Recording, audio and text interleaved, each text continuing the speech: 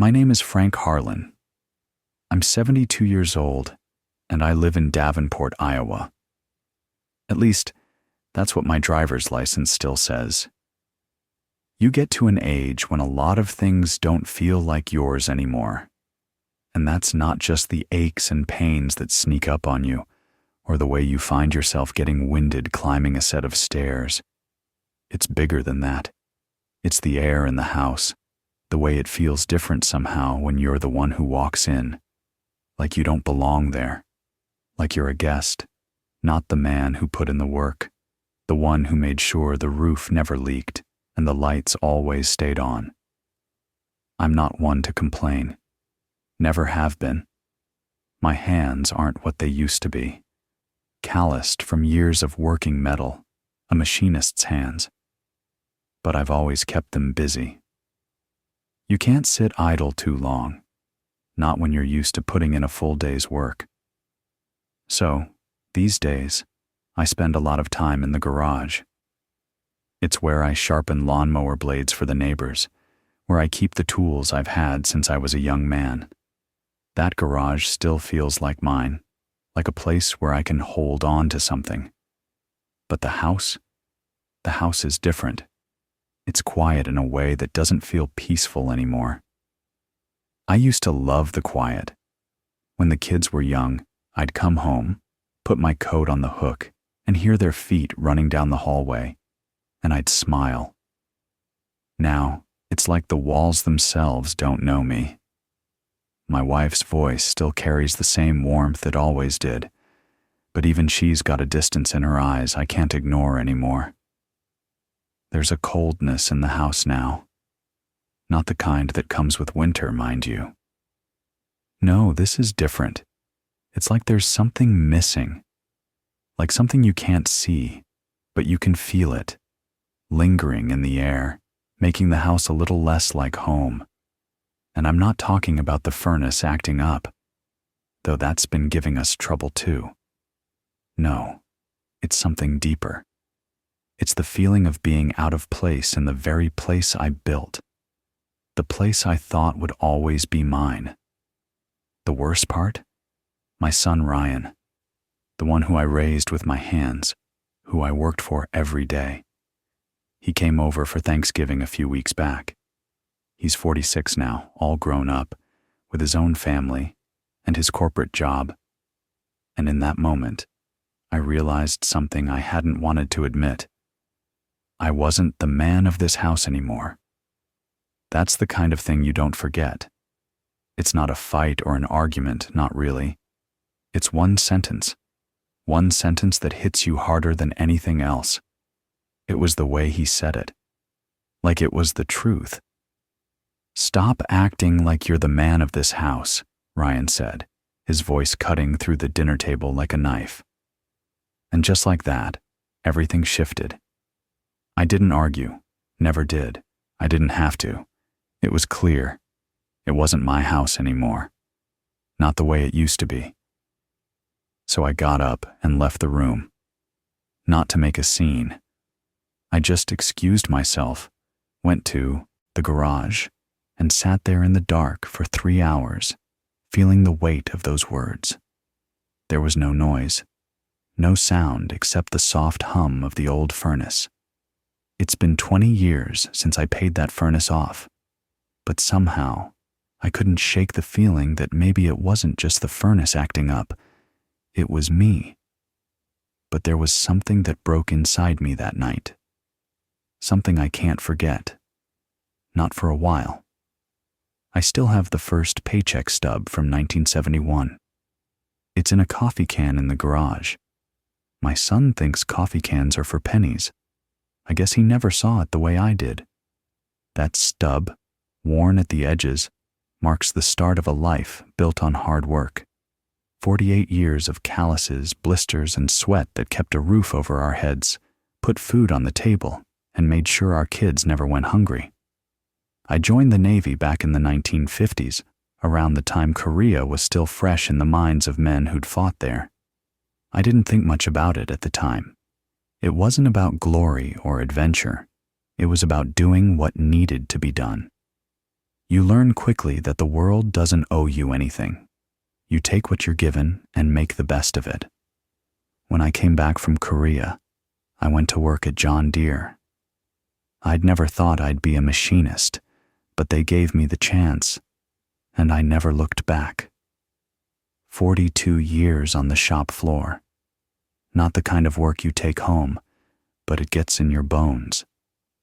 It's the kind of work where you're covered in oil and dust by the time the shift ends, where your hands are black from the steel and grease. I'd come home at the end of every day with dirt under my fingernails, knowing my kids were safe, knowing they'd have food for the next day. It wasn't glamorous, but it didn't need to be. I never thought about the hours or the sacrifices I made. It was just part of it. Providing for my family was what I did. And you didn't get to complain about it. There were days when I'd be up before the sun, fixing breakfast for the kids before school, and then working late into the night, getting things done. But I didn't mind. I loved my family. I loved knowing that I was the one who held it all together. I can remember those nights, sitting around the table after dinner, looking at my kids' faces as they told me about their day. I never missed a game, never missed a parent-teacher night. Sometimes I'd be exhausted, my body aching from the day's work, but I made sure to show up. I figured that's what fathers do. You keep showing up, even when it's hard. Even when it feels like your bones are ready to snap, you keep going. That's the thing about work. It's not about the accolades. It's about knowing that you did what you had to do, even when no one was watching. And I did it for my family, for my wife, who always made sure the house was warm and inviting when I came home, and for my kids, who never knew a day when we didn't have what we needed. You don't think about how much you've given until it's too late. 48 years of calluses, and all of a sudden, one sentence can erase it all. I didn't expect gratitude. I didn't expect a medal. I just expected respect. And for a long time, I got it. But something changed. It was more than just the furnace going out. It was something deeper. Something I didn't understand until later. 48 years I was the man of this house. Took one sentence to erase it. It was Thanksgiving week. The house was filled with the smells of turkey and stuffing, the clinking of dishes, and the soft murmur of voices. The kids were playing in the other room, and my wife was busy at the stove, like she always was. It should have been a night like any other.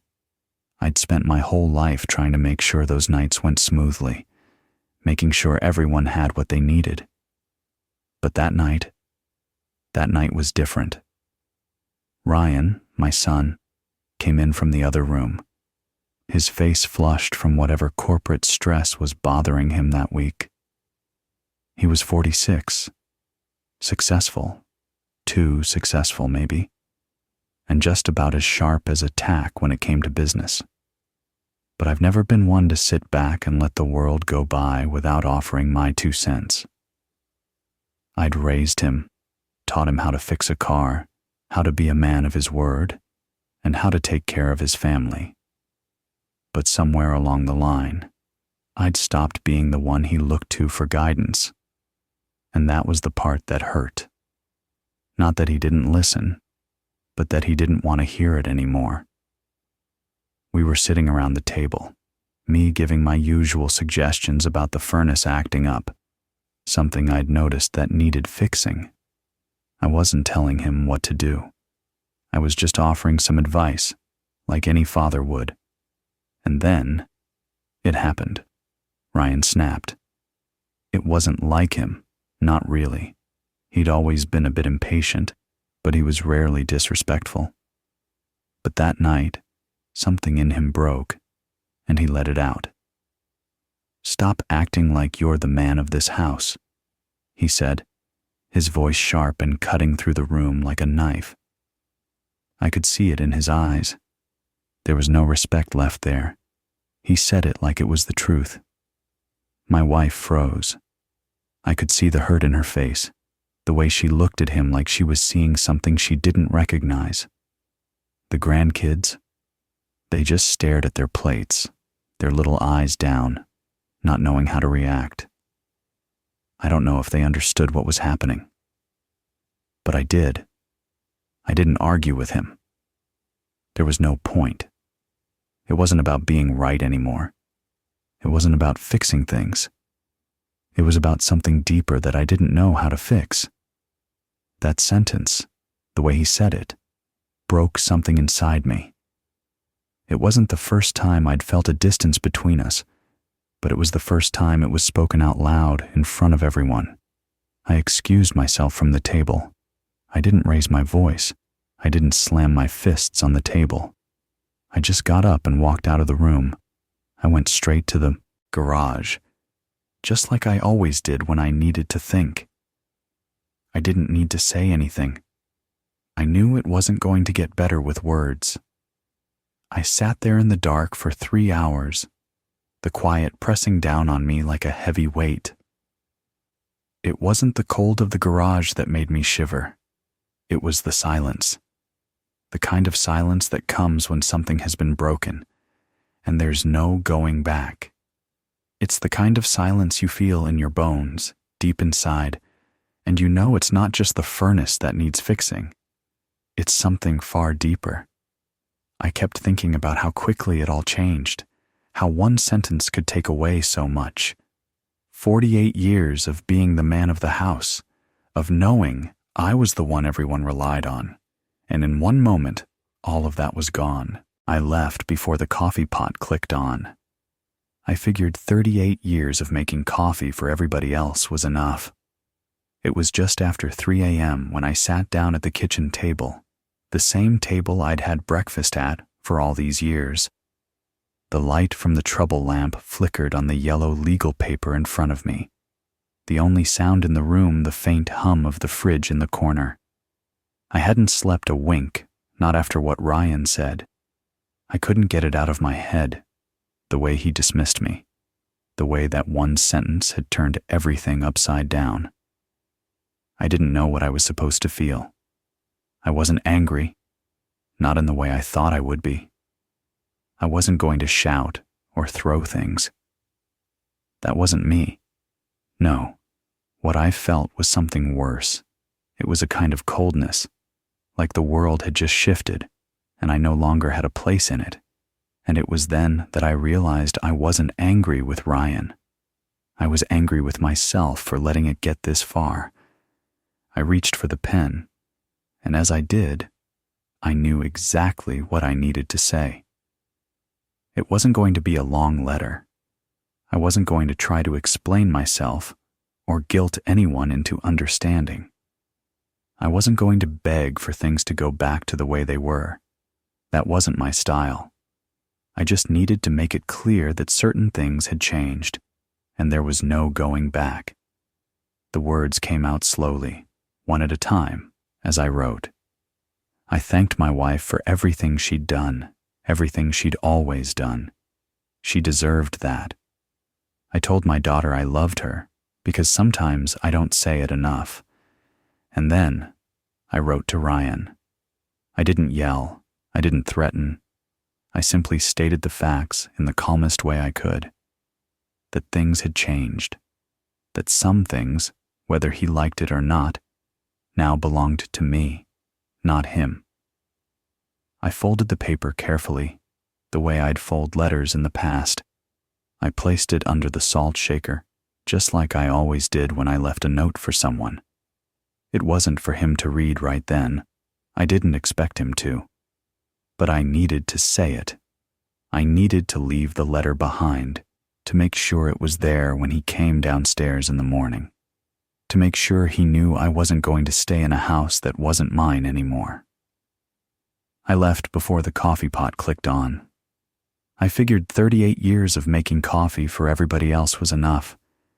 I grabbed a duffel bag, packed only the essentials, and walked out into the dark morning. The streets were quiet, the city still sleeping. It felt like the first time in years that I was truly alone. No voices, no expectations, no one telling me what I should do or what I should be. I didn't know where I was going, but I didn't need to. I just knew I couldn't stay there. Not after that night, not after the words that had been said. There was no more room for me under that roof. I didn't tell anyone I was leaving. I didn't need to. They would figure it out. They always did. But me? I had to figure it out for myself. I own something bigger than my son's corner office, and he never knew. The drive down Highway 61 was quiet, just the sound of the tires humming on the asphalt. The sun was just starting to rise, casting a soft glow over the fields and the small towns that dotted the road. It wasn't a long drive, only 37 miles south of Davenport to Muscatine. But it was the kind of distance that felt right, far enough to clear my head, but close enough that I could be there whenever I needed to. I've kept the place a secret from my son for years now. A lot of people don't even know it exists. It was my Uncle Ray's, a childless bachelor, who left me everything when he passed 12 years ago. I never asked for it, didn't even know it was coming, but when it did, it felt like a lifeline. He had no use for it anymore, but I did. I've kept it going, quietly, in the background, like a secret investment I didn't have to talk about. The building itself is nothing fancy, a 14,000 square foot cinder block structure on the edge of Muscatine, the kind of place you'd drive by and never think twice about. But inside, that's a different story. It's like a treasure chest for a man who knows what he's doing with his hands. The place is full of industrial machines, 27 of them, some old, some new, all running like they were built yesterday. Lathes, mills, grinders, all the tools I learned on back in my early days, the tools that made me who I am. There's a lifetime's worth of parts in the back corner, stacked neatly in bins, waiting for whatever job comes through the door. And the best part? It's all mine. Paid off, no mortgage, not a penny owed to anyone. I've kept the place running, just enough to keep the lights on and the machines humming. I didn't need it for a living, but I couldn't bring myself to let it go. So, I've been teaching a couple of young apprentices. Good kids. They call me Mr. Frank, like I'm some kind of mentor. I don't mind it. They don't know the full story, don't know about the inheritance, don't know that I'm the one who's been keeping it all afloat. I don't think it matters. They're learning, and I'm keeping busy. That's enough. It's funny, really. I've spent my whole life working for my family. I never wanted anything for myself, never asked for anything. But now I have something my son doesn't, something bigger than any corner office he'll ever have. And I didn't even have to fight for it. It just came to me, like it was always meant to be. I pulled into the gravel lot outside the building, the tires crunching under the weight of the car. The old sign hanging on the front was barely visible, the paint worn and faded. But it didn't matter. It was mine. I got out of the car, took a deep breath of the cool morning air, and walked through the heavy metal door. The place smelled like cutting oil and metal shavings, familiar and grounding. I always felt at peace here, like everything made sense, like everything had its place. There was something in the air when I walked in that day, something different. Maybe it was just the silence, or maybe it was the weight of what I was doing. I didn't know yet, but I could feel it, and I couldn't help but think that, for once, I was doing something just for me. No one else. Just me. My cell phone showed 47 missed calls. I finished my coffee before I looked. I knew it was coming. I just didn't expect it to hit so fast. The phone had been buzzing constantly while I sat in the workshop, having my morning coffee with the apprentices. I didn't rush. I hadn't been in a hurry in days. After the letter, after leaving, there was a sense of calm that settled over me, even with the phone ringing off the hook. The quiet justice I'd been seeking was starting to taste sweet, and I wasn't about to let anyone ruin that moment for me. Linda had called 3 times already. I knew she was worried. She always was. And then there were the messages from Emily, asking if I was okay, begging me to call. But it was Ryan's name that flashed up on the screen the most. Ryan, my son, the one who'd called me out in front of everyone, who'd driven me to the point of leaving without a word. His name filled the screen over and over again, demanding my attention, demanding I answer. But I didn't. Not yet. I had spent my life answering to everyone else. It felt good for once, to take a step back, to let the world wait. I looked at the phone, watching it light up with each new missed call, and I just kept sipping my coffee. The apprentices were working quietly in the back, a sound I'd grown used to, the soft hum of the machines, the clink of metal on metal, the rhythmic beat of the work. It was a world where I still felt in control, where things made sense. Finally, I set my mug down and swiped the screen, seeing the long list of calls and messages. I read through them, one by one, feeling a strange mix of guilt and relief. Linda's voice was shaking on the voicemail, asking if I was all right, asking if I had been safe. Emily's message was more frantic, asking if I was coming home. And then there was Ryan. His voice was sharp, full of anger and frustration. He demanded to know where I was, where I'd gone, why I couldn't just come home and stop being dramatic. I didn't call him back. I didn't want to. Not right now. I didn't even know what to say to him. How could I explain what I was feeling when he couldn't even see it? When all he saw was a man who had simply disappeared. I'd left everything behind. My house, my family, my life as they knew it. And it wasn't because I hated them. It wasn't even because I was angry. It was because I had to. I had to do something for myself for once, and I couldn't do that if I was still tied to everything I had built for them. The police called too. They'd been sent to do a wellness check on me. Linda had called them after I didn't answer, after Ryan had demanded they find me. They wanted to make sure I was still alive, I guess. I figured they'd show up sooner or later. The thought of someone coming to check on me made me feel like a kid again, like I needed to be watched over. It made me chuckle a little, but I didn't let it get to me. I wasn't some missing person. I was just someone who had decided to live for himself for once.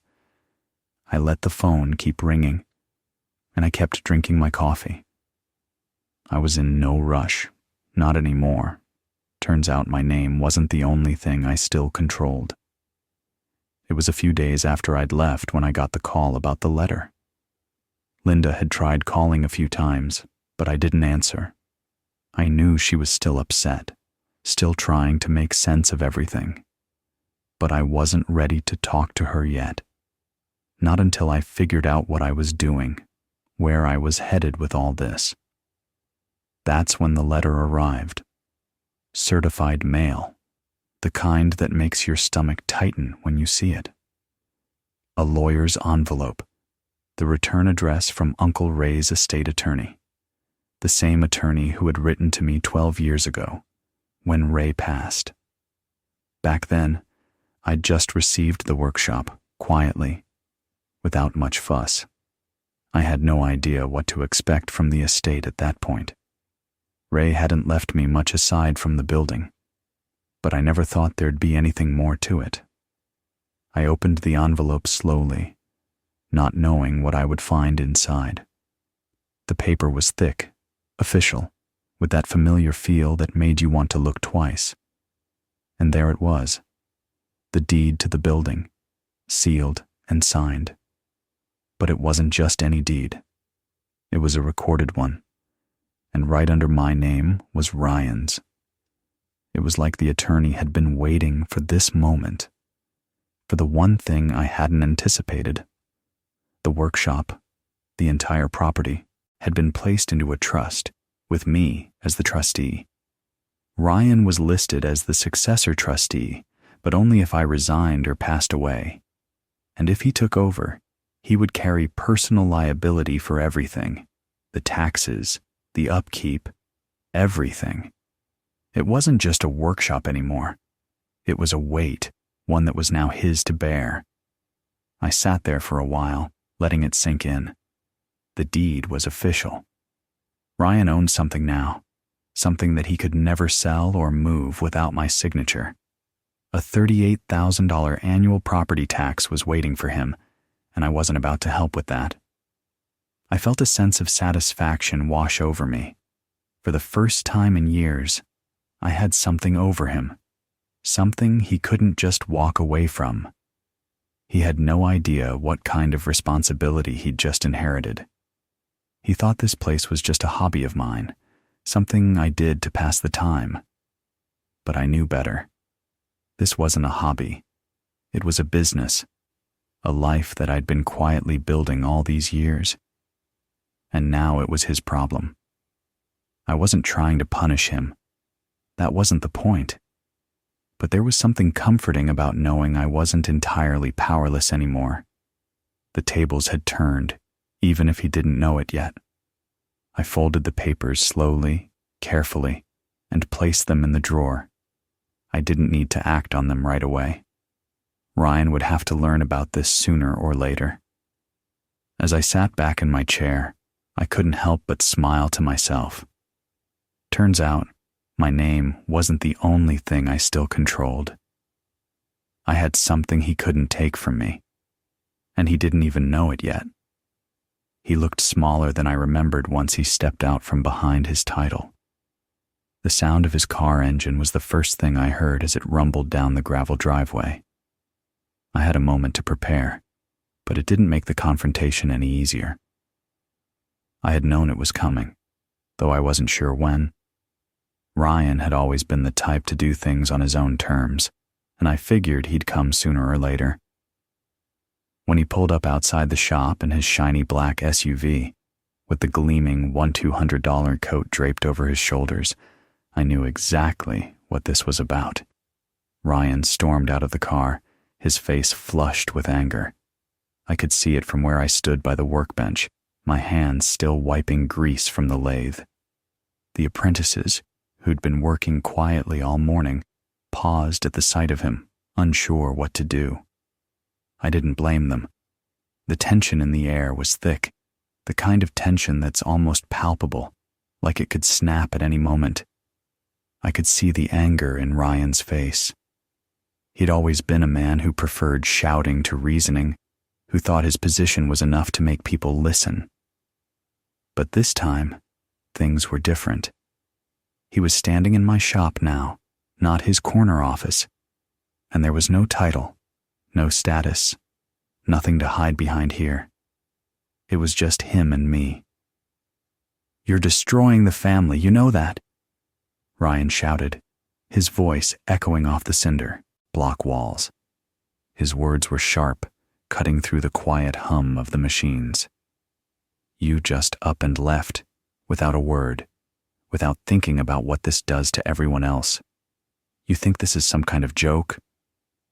I didn't flinch. I never did. I just wiped my hands on the red rag I kept in my back pocket and looked at him. The anger, the frustration, none of it mattered here. He wasn't the man of the house. Not here. Not now. "You're standing in my shop, son," I said, my voice steady. "Mind your tone."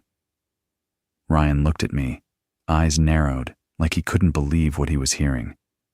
I could see him processing the words, but it took him a minute to register what I had just said. My words weren't an accusation. They were a fact. This place was mine. It had always been mine, even when I hadn't realized how much control I still had. He took a step back, like the words had hit him harder than he expected.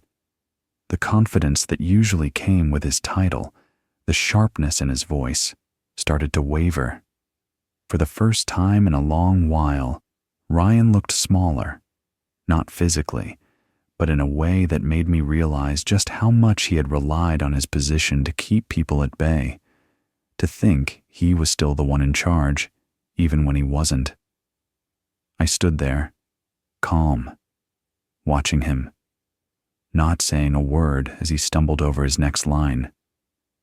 He wasn't used to being challenged like this, especially not by me.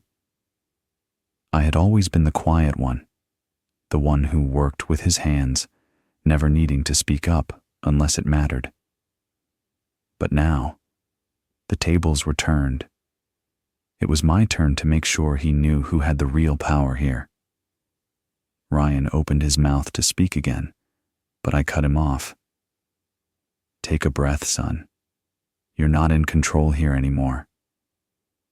I didn't need to say anything else. He knew what I meant. I didn't raise my voice. I just handed him the same choice I gave him when he was 10, own up or own the mess. Ryan stood there looking at me like he was expecting me to back down. Maybe that's what he was used to, his position, his title, his way of talking to people. But I wasn't going to be intimidated. Not anymore. The shop was quiet, save for the occasional hum of a machine in the background. The apprentices were gone for the day, and the sun was starting to dip below the horizon, casting long shadows across the floor. It was just him and me, and I wasn't about to make this easy for him. I walked over to the desk and pulled out the papers from the lawyer. I could see his eyes follow me, but he didn't say anything. He was waiting for me to speak, waiting for me to give him an out. But I wasn't going to do that. Not this time. I placed the papers on the counter and pointed to the numbers that would make anyone's stomach turn. Taxes, insurance, utilities. The kind of numbers that could bury a man if he wasn't careful. You see this? I asked, tapping the papers with my finger. This is what you've inherited, and you're legally tied to it now. This isn't just some old building. It's a business, one that's been running for over 20 years, and one that you know nothing about. I watched his face drain of color as the realization hit him. His hands clenched at his sides, his jaw tightening. He'd never had to work for anything in his life.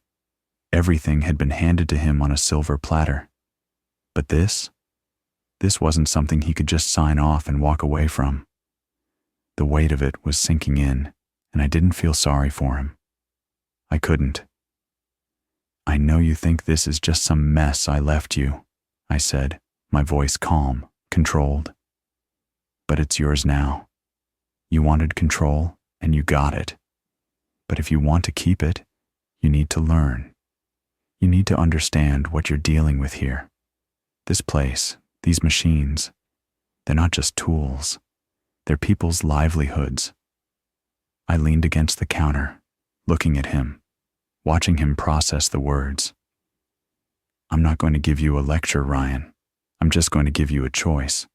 Apologize to your mother. Apologize to me. Genuinely. In front of the whole family. Then, if you're willing to do that, I'll give you 1 year. 1 full year, starting this Saturday at 6 a.m. You'll learn how to run this shop. You'll learn how to work these machines. And when that year's over, if you've done what's needed, I'll sign everything over to you. Free and clear, no strings attached. I could see the wheels turning in his mind, the pride fighting with the reality of what was before him. He was still trying to figure out if he could find a way out, if there was some easy way to fix this. But I wasn't offering him an escape. I was offering him a chance to prove something. You've got one shot at this, I told him, my voice steady. You can either own up to your actions, or you can own the mess you've made. The choice is yours. I didn't need to say anything else. I'd laid it out for him. Now it was on him to decide whether he was ready to grow up or keep running from the consequences. The first time he swept the floor without being told, I almost dropped my coffee. It wasn't much, I suppose, but it was something. Something I hadn't seen in Ryan in years. For the first few months, he came in every Saturday at 6 in the morning, wearing new Carhartt coveralls that were probably more expensive than anything I'd ever worn. At first, he didn't say much, just showed up, clocked in, and got to work. But I could tell something was changing. He wasn't happy about it, not at first. But there was a part of him that wanted to get it right, even if he didn't know how. I had him start with the basics, learning to read blueprints, how to set up the machines, how to listen before he spoke. I wasn't going to treat him like a kid, not anymore. But I wasn't going to make it easy for him either. Every mistake he made, I let him own it. Every time he got frustrated, I let him work through it. I didn't yell. I didn't tell him he was doing it wrong. I just let him feel it. The work, the sweat, the grind. Ryan's hands weren't used to it. His hands, the ones that had never known hard labor, blistered at first, then calloused as the weeks went by. But he stuck with it. Slowly he learned how to handle the machines, how to work with the tools, how to listen to the rhythm of the shop floor. It wasn't easy for him. It wasn't meant to be. But that was the point. There were moments, small ones, when I could see the change happening, when he'd come in a little earlier or stay a little later, just to make sure a job was done right. When a customer would stop by to thank Mr. Frank for saving their farm, for keeping their equipment running, and Ryan would nod, just a little bit quieter than before. He wasn't Ryan anymore in that moment. He was a part of something bigger than himself, and he was starting to understand that. And then there was the day he swept the floor. He'd done it without me asking, without a word. Just picked up the broom and started sweeping. And when I walked in, I had to stop myself from spilling my coffee. I couldn't believe what I was seeing. It wasn't about the floor being clean. It was about the fact that he didn't have to be told. For once, he was doing something just because it needed to be done, not because he was told to. And in that moment, I knew he was getting it. He was starting to understand what it meant to be part of something, what it meant to work, and what it meant to be responsible. Over the months, Ryan started calling me Dad again instead of Frank. At first, it was awkward, like he wasn't sure if it was right, but it came more naturally as time went on. And I didn't correct him. I didn't have to. He was learning. Slowly but surely, he was becoming the man I'd always hoped he would be. By the end of that year, I could see it in his eyes. The pride wasn't just in the work anymore. It was in himself. He was different, and I couldn't help but feel proud of him, even if I didn't show it much. He'd earned that change, and for the first time in a long time, I believed in him again. Some things are worth more than property. One of them is watching your boy become a man at 47. It was Thanksgiving again, a year after everything had changed. The house on Jersey Ridge Road was quieter this time, the tension gone, replaced by a kind of calm I hadn't felt in a long time. The table was full. Linda, Emily, the grandkids, and Ryan, of course. It wasn't like the Thanksgiving dinners of years past, not by a long shot. But there was something different in the air, something lighter, as if all the old weight that had hung over us had finally been lifted. Ryan sat at the head of the table this time, the same as always, but there was something about the way he carried himself now. He wasn't the same man who had stormed into my shop the year before, all brash and entitled. This man was quieter, more thoughtful. His shoulders were a little straighter, his eyes a little softer.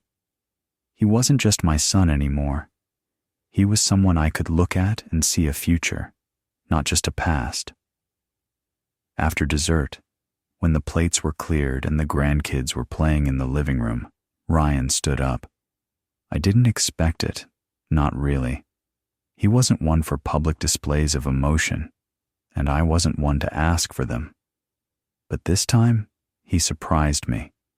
He cleared his throat and looked around the table, his voice cracking a little as he began to speak. "I know I've messed up," he said, his words slow and deliberate. "And I know I've hurt people who didn't deserve it." He glanced over at Linda and then at me. "But I want to say, in front of all of you, that I'm sorry. I'm sorry for how I treated you, Mom. And I'm sorry for how I treated you, Dad." His words hung in the air for a moment, and I could see the sincerity in his eyes. It wasn't just an apology. It was something deeper, something that had been earned over the past year. The work, the sweat, the learning. It wasn't just about fixing machines. It was about fixing himself. "Thank you, Dad," he said, his voice steady now. "Thank you for not giving up on me when I didn't deserve it, for not throwing me away when I was at my worst." The room was still. You could feel the weight of his words. And in that moment, something shifted.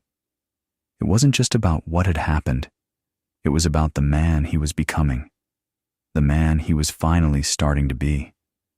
I nodded, and for the first time in a long while, I felt something I hadn't expected. Relief. It wasn't about the shop or the land or the inheritance. It wasn't about the things I'd held on to all these years. It was about something more important. It was about the fact that after all the years of distance, of misunderstanding, of anger, we had finally reached a place where we could be father and son again, not just by blood, but by respect. The next week, I signed the papers. No strings, no interest. Clean title. Ryan was the owner now, for real. But it wasn't just the shop that had changed hands. It was something deeper, something neither of us could have fixed without the work we'd put in. That year had changed everything. And as I watched him sit back down, a little more at peace with himself, I couldn't help but think about how much had shifted, how much we had both grown. Some things, like respect, couldn't be bought or earned in any other way. And that, I realized, was worth more than any property. I still have that yellow legal letter. It's in the same coffee can with my 1971 pay stub. It's been a year since everything changed. A year since I left the house, since I handed Ryan the choice that would either make or break him.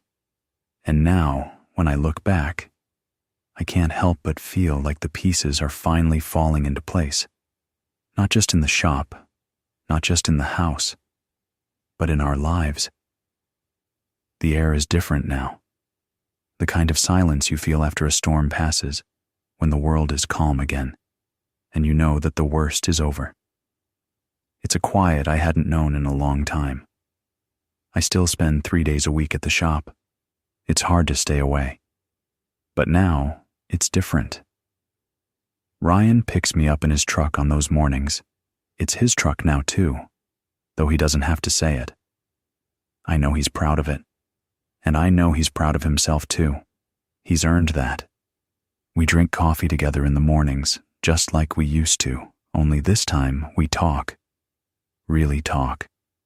Not about the shop, not about the machines or the work, but about life, about things that matter. We don't talk like we used to. The old distance is gone, replaced by something more honest. He listens now, really listens. And when he talks, it's different. Not the way he used to speak with all that bravado, but with a quiet strength, a kind of grounded wisdom that only comes from hard work and real consequences. It's funny how a year of sweat and hard lessons can change a man. But Ryan has changed. And I've changed too. I still look at that yellow legal letter from time to time. It's tucked away in the same coffee can with my 1971 pay stub. I don't look at it for the property or the inheritance. I look at it because it reminds me of what I almost lost. It reminds me of what we both almost lost and how far we've come since that day. The house on Jersey Ridge Road is mine again, but not in the way I thought it would be. It's mine because it's home, not because of the things I've built, but because the things that matter are finally back in place. Ryan's there now too, not just in the house, but in the way he carries himself, the way he respects what's been handed down to him. I know he's going to take care of this place. He's earned that. And I've earned the peace that comes with it.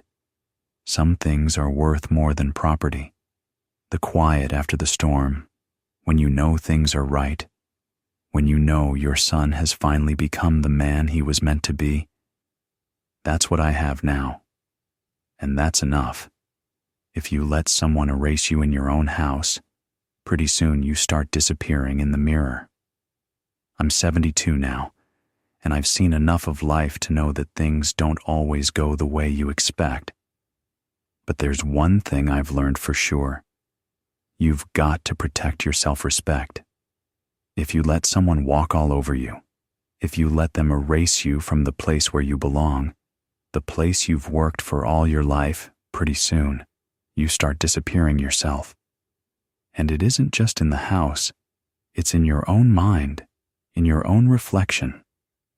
I've spent most of my life doing what was expected of me, taking care of my family, showing up when it counted, keeping my head down and my hands busy. I did that because that's what a man does.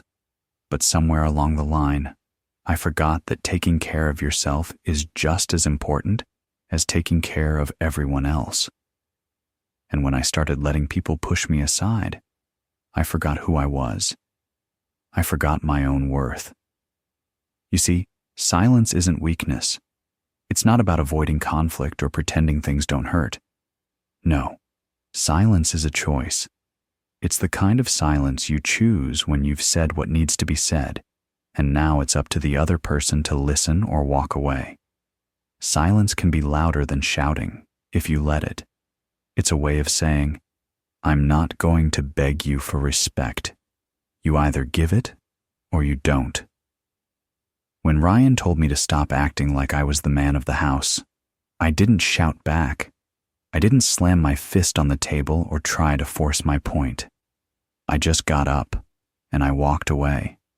And that, my friends, was the hardest thing I ever did. Walking away doesn't mean quitting. It means you're walking towards something more important, your own dignity, your own self-respect, boundaries. That's what it comes down to. Setting boundaries and making sure people know where they stand with you. I let my son push me around for too long because I thought that's what a good father does. But there's a difference between teaching and punishing. I taught Ryan a lot over the years, but I forgot to teach him about respect. And in the end, it was my silence that taught him more than anything I could have said. You can spend your whole life being the man people expect you to be, father, husband, provider, but if you lose yourself in that, you'll wake up one day and realize you don't know who you are anymore. That's what happened to me. I didn't recognize myself in my own house. And that's why I had to leave. To find myself again. To show myself and my family that I was still here, still a man, and still worthy of respect. So, if you're watching this and you're feeling that ache in your chest, that feeling that maybe you've let too much slip away, don't think it's too late. It's never too late to take back what's yours. It's never too late to set boundaries, to teach, to walk away if you have to. Because at the end of the day, the one person who has to live with you every single day is you. You have to make sure you like the man you see in the mirror. If you let someone erase you in your own house, pretty soon you start disappearing in the mirror. I'm 72 now, and I've seen enough of life to know that things don't always go the way you expect. But there's one thing I've learned for sure. You've got to protect your self-respect.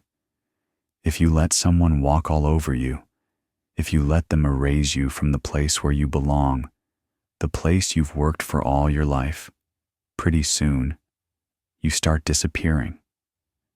And it isn't just in the house, it's in your own mind, in your own reflection. I've spent most of my life doing what was expected of me, taking care of my family, showing up when it counted, keeping my head down and my hands busy.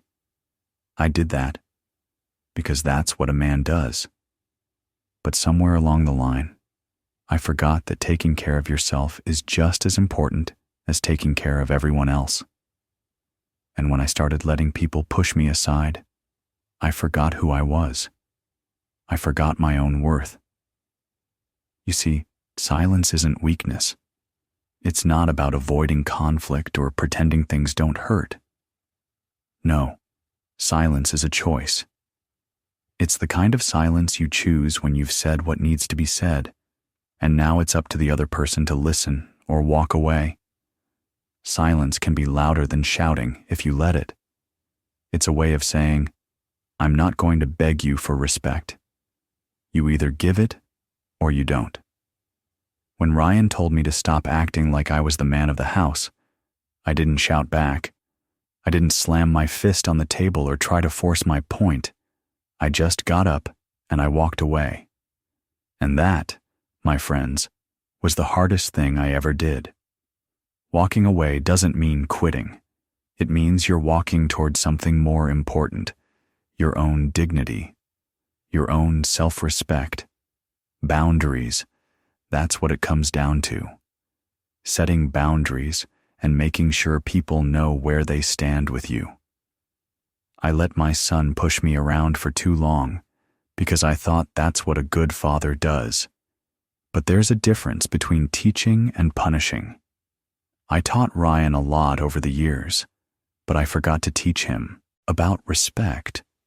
And in the end, it was my silence that taught him more than anything I could have said. You can spend your whole life being the man people expect you to be. Father, husband, provider. But if you lose yourself in that, you'll wake up one day and realize you don't know who you are anymore. That's what happened to me. I didn't recognize myself in my own house. And that's why I had to leave. To find myself again. To show myself and my family that I was still here. Still a man, and still worthy of respect.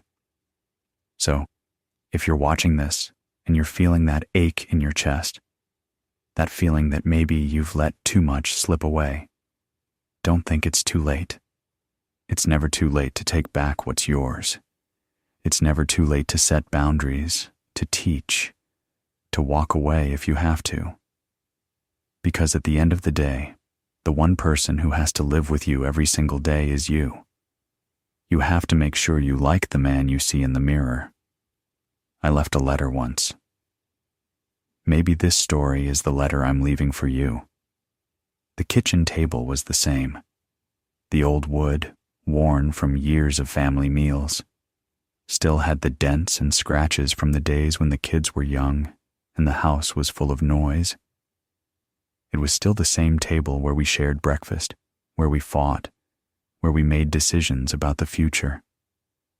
But that day, it was just me, sitting in the quiet, the way it had been since I left. I opened the drawer and pulled out the yellow legal letter again, the one I'd written in the dark that night. I hadn't read it since I left. I hadn't needed to. But now, sitting there, I found myself wanting to read it one last time. I unfolded it slowly, the paper crackling with age, and I saw the same words I'd written all those months ago. I thanked Linda for everything. I told Emily I loved her, and I reminded Ryan that the choices we make stick with us, whether we like it or not. It wasn't much, but it was enough, and I knew, deep down, it was all I needed to say. I sat there for a while, just looking at the letter, remembering how I felt when I wrote it. The anger, the frustration, the helplessness, but also the quiet determination that something had to change. I wasn't going to be the man who let things slip away without a fight. I wasn't going to let my son forget who I was, or let my wife forget the man she married. But I also knew that the letter was the past. The man who wrote it wasn't the same man sitting at the table now, and as I read those words, I realized that I'd moved on. Not from my family, not from my responsibilities, but from the place where I was letting them erase me. I was done with that. I was moving forward, walking toward something new.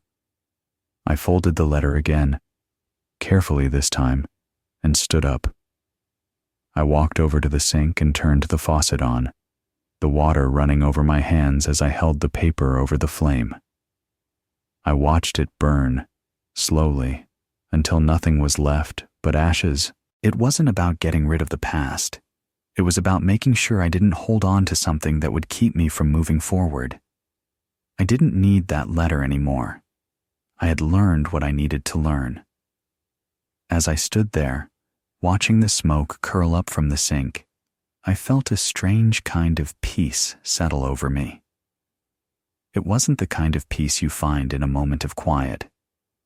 It was the kind that comes from knowing you did what you had to do, that you walked away when it was time to walk, and that you stood up for yourself when it mattered most. And if you're watching this, and you're feeling that same ache in your chest, that feeling that you've been erased, or that maybe you've let yourself slip away, know this: it's never too late. You can still take a stand, still set boundaries, still walk away if you have to. But you can also walk back in, stronger and clearer than before. Maybe this story is the letter I'm leaving for you. Maybe it's the one thing you need to hear, to know that you're not alone, that there's still time to reclaim your life, your dignity, your self-respect. It's never too late to do the right thing. And sometimes, you have to leave the room to be invited back in as a man, not a ghost. I'm 72 now, and I've learned that the most important thing I can leave behind isn't property or wealth. It's the lessons I've learned, the mistakes I've made, and the man I've become because of them. And maybe, just maybe, that's all any of us really need to leave.